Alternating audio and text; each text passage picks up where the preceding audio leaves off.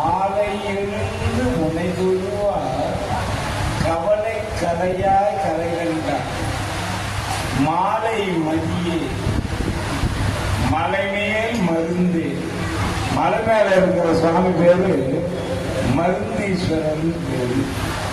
கீழே இருக்கிற சுவாமி பேரு கத்தகேஸ்வரர் தியாகராஜ பெருமான் பேரு. மாலை விதியின் பயன். நீ என்ன கர்மா செய்து அந்த பலனை உனக்கு தந்தாகும்.